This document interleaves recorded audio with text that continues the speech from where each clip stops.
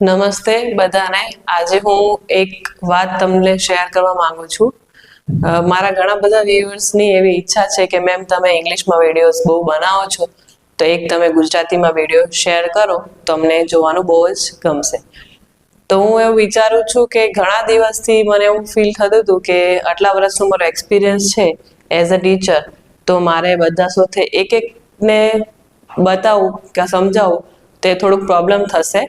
એટલે મને એવું આજે લાગ્યું કે હું વિડીયો દ્વારા બધાને શેર કરી શકું.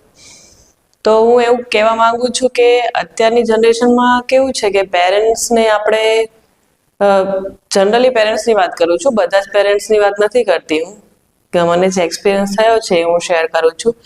કે જ્યારે એડમિશન ઇન્ક્વાયરી કરવા આવે, સ્કૂલ હોય કે ટ્યુશન હોય કે ગમે સ્થળ હોય એજ્યુકેશન રિલેટેડ, તો ત્યાં એવી રીતે ડિસ્કશન કરવા માંગે છે કે મારું બાળક ભણવામાં થોડુંક નબળું છે, એને રીડિંગ નથી આવડતું. કેમ કે કોરોના સમયમાં ઘણા બધા સ્ટુડન્ટ્સ છે એ લોકોનું એજ્યુકેશન લેવલ થોડું ડાઉન થઈ ગયું છે, તો રીડિંગની પ્રોબ્લેમ્સ બહુ વધારે થઈ રહી છે.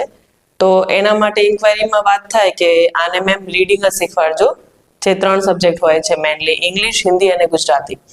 તો અમે 6 મંથનો કે 3 મંથનો ટાર્ગેટ આપીએ, તો 3 મંથ્સમાં જ્યારે વચ્ચે ક્યારેક એક્ઝામ આવતી હોય છે તો પેરેન્ટ્સ અઠવાડિયા પહેલા આવીને એવું કહી રહ્યા છે કે મારા બાળકને રીડિંગ વાંધો નહીં, પણ અત્યારે એક્ઝામ પીરિયડ છે એટલે તમે એક્ઝામનું એને શીખવાડજો. તો હું તો એક દિવસમાં શું 5 દિવસનો ટાઈમ હોય છે, હું કવર અપ કરી શકું છું, પણ તમારા બાળકમાં એવી ક્ષમતા છે, એ શીખી શકે છે? તો એ એક મોટો પ્રશ્ન ચિહ્ન બની જાય છે મારા માટે. કેમ કે અમુક સ્ટુડન્ટ હોય એની કેપેસિટી હોય કે 5 દિવસમાં કે 10 દિવસમાં કવર અપ કરી શકે છે, પણ જ્યારે બધું ઓલ ઓવર વર્ક કમ્પ્લીટ થઈ જતું હોય, ફાઇનલી જ્યારે રિઝલ્ટ આવે છે ત્યારે પેરેન્ટ્સ એવું કહે છે કે મેમ રિઝલ્ટ સારું નથી. બટ જ્યારે એડમિશન ઇન્ક્વાયરી થાય છે ત્યારે તમે જે અમારા સાથે ડિસ્કશન કરેલું હોય છે કે આને ફક્ત જ રીડિંગ કરાવવાનું છે, અને પછી જ્યારે રિઝલ્ટ આવે છે તો કમ્પ્લેન્ટ્સ આવવાના સ્ટાર્ટ થઈ જાય છે કે તમે મેમ સારી મહેનત તો કરાઈ હશે પણ આનું રિઝલ્ટ સારું નથી આવ્યું. તો ત્યારે થોડુંક મારું મોટિવેશન ડાઉન થઈ જાય છે. એટલે હું આજ બધાને અપીલ કરવા માંગુ છું, પેરેન્ટ્સ છે, કે તમે આવી રીતે જે ડિસ્કશન કરેલું હોય છે એ માર્ગે જ તમે ચાલશો તો સારું રહેશે. અને બાળકને સમજવાની ક્ષમતા એક માત્ર અને માત્ર શિક્ષક જોડે જ હોય છે. તો શિક્ષકને તમે સપોર્ટ કરવો જોઈએ. તમે ગમે સ્કૂલમાં જાઓ, ગમે બી ઇન્સ્ટિટ્યૂટ હોય, ક્લાસીસ હોય, ટ્યુશન હોય, તો તમે ત્યાં પ્રોપર ચેકિંગ કરો કે તમારું બાળક જ્યાં ટ્યુશન જઈ રહ્યું છે, શાળાએ જઈ રહ્યું છે, તો એ ત્યાં વર્ક પ્રોપર થાય છે કે નહીં, એ તમારે ડેલી અપડેટ સ્ટુડન્ટની બુક્સ ચેક કરીને લેવી જોઈએ. થોડુંક ટાઈમ તમારે બી તમારા સ્ટુડન્ટ જોડે યા ચાઇલ્ડ જોડે થોડુંક ડિસ્કશન કરવું જોઈએ કે આજે સ્કૂલમાં શું થયું છે, તને સ્કૂલ ગમી રહી છે કે નહીં, તારા ટીચર્સ કેવા છે, શિક્ષક કેવા છે, તારા ઉપર કોઈ ધ્યાન આપે છે કે નહીં, તારો સ્કૂલનો સરાઉન્ડિંગ બેકગ્રાઉન્ડ કેવું છે, તારા ફ્રેન્ડ્સ કેવા છે, એવું બધું થોડુંક સમય હું પેરેન્ટ્સને અપીલ કરું છું કે એમને એમના બાળક માટે આપવું જોઈએ. અત્યારની જનરેશનમાં કેવું છે કે સ્ટુડન્ટ્સ બિઝી શેડ્યુલ હોય છે મોર્નિંગથી નાઇટ સુધીનો. તો અમુક સ્ટુડન્ટ્સ હોય છે એ લોકોના પેરેન્ટ્સ ઘરથી પ્રેશર હોય છે કે ચલો મારો છોકરો ક્રિકેટે રમશે, ડ્રોઈંગ ક્લાસમાં જશે, પ્લસ અધર એક્ટિવિટીઝ ઉપર વધારે ફોકસ કરી રહ્યા હોય છે. પણ જ્યારે તમારા બાળકની ક્ષમતા પ્રમાણે તમારે જોવું જોઈએ કે સ્ટડીઝમાં જ વીક છે, તો અમે અધર એક્ટિવિટીઝને એક બાજુ બંધ કરાવી દઈએ અને ફક્ત ને ફક્ત સ્ટડી ઉપર ફોકસ કરીએ તો એનું રિઝલ્ટ સારું આવી શકે છે. અમુક બધી વાતો એવું બધું જોવા મળે છે કે પેરેન્ટ્સને લાસ્ટને ફક્ત રિઝલ્ટ ઉપર જ એ લોકો ઇમ્પોર્ટન્સ આપે છે કે અમે 6 મંથ્સ આપ્યા, 3 મંથ્સ આપ્યા, પણ રિઝલ્ટ સારું નથી. તો એવું નથી હોતું. તમારા બાળકને થોડોક ટાઈમ આપો. જ્યાં તમે ટ્યુશન, સ્કૂલ મોકલેલો હોય ત્યાં પૂરું આખું વર્ષ તમે એને ટાઈમ આપી શકો તો તમને રિઝલ્ટની 100% ગેરંટી મળશે. કેમ કે 2 મહિનામાં, 3 મહિનામાં ઇટ ઇઝ નોટ પોસિબલ. કેમ કે બધા સ્ટુડન્ટ્સ હોય છે એની ક્ષમતા બધાની અલગ અલગ હોય છે.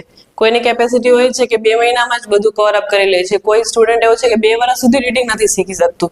કેમ કે મારો પર્સનલ એક્સપિરિયન્સ છે, હું 15 યર્સથી ટીચિંગ લાઇનમાં છું, તો મેં ડિફરન્ટ ટાઈપ ઓફ સ્ટુડન્ટ્સ જોયા છે.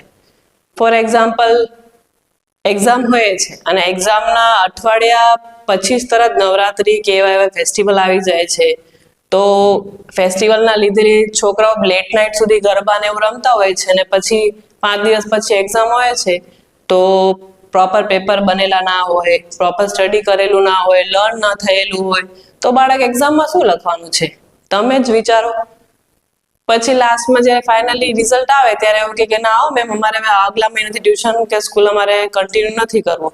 વચ્ચેથી 6 મહિના પછી સ્કૂલમાંથી ડિસકન્ટિન્યુ કરી દે છે, બીજી સ્કૂલ સજેસ્ટ કરી લે છે કાં ત્યાં એડમિશન લઈ લે છે. એટલે આ યોગ્ય નથી. તમે જે શિક્ષક ઉપર પૂરો ભરોસો રાખો તો તમે તમારા બાળકનું ભવિષ્ય સારું કરી શકશો છો. મને બસ એ જ મોટી અપીલ એ જ છે તમારા સાથે કે તમે બસ તમારા બાળકને જ્યાં પણ મોકલો છો, સ્કૂલ હોય કે શિક્ષક, માથે પૂરો વિશ્વાસ તમારે રાખવો જોઈએ કે આ સ્કૂલમાં જાય છે, ટ્યુશનમાં જાય છે તો આપણે એ ટ્રસ્ટ કરીએ એની ઉપર. આખું વર્ષ તમે એની ઉપર પૂરા મહેનત કરો. મને ખબર જ છે દરેક જે શિક્ષક છે બધી જ જગ્યા આખા વિશ્વમાં એ શિક્ષક પોતાની 100% મહેનત કરતું જ હોય છે, ગમે એવું બાળક હોય છે.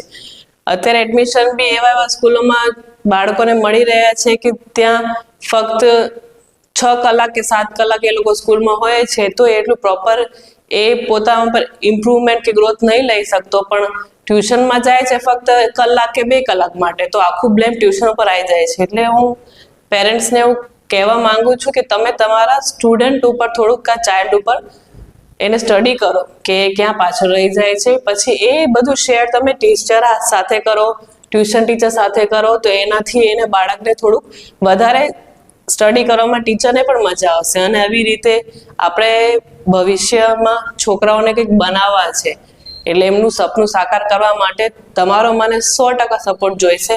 એટલે મારે તમને પેરેન્ટ્સને ફાઇનલી એ જ કહેવું છે કે તમે ભલે ગમે ફિલ્ડમાં હો, તમે ટાઈમ ના આપી શકતા હો, પણ થોડુંક 24 કલાકમાં લગભગ વધારે પડતું નહીં પણ અડધો કે 1 કલાક તમે તમારા બાળક સાથે ટાઈમ નીકાળો અને એને પૂછો કે બેટા તું જે સ્કૂલ જાય છે ત્યાં ખુશ છો કે તને ગમે છે, ફાવે છે, તું ક્યાં પાછળ પડી રહ્યો છે.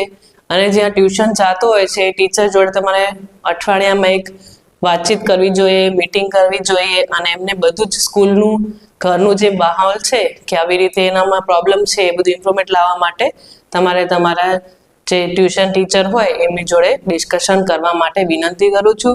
એટલે તમારે આવી રીતે બધા જ પેરેન્ટ્સ જો તમે આવી રીતે સપોર્ટ કરશો ટીચરનો તો આ જે શિક્ષકનું અત્યારના જનરેશનમાં શિક્ષકનું માન ઘટી રહ્યું છે એ માન તમે તમારા લીધે જ વધશે. એટલે હું તમને બધાને રિક્વેસ્ટ કરું છું કે તમે બધા શિક્ષક છે સ્કૂલના, ટ્યુશનના, બધા જોડે સપોર્ટ રાખો, એમને સમજો અને સાથ આપો. ધન્યવાદ.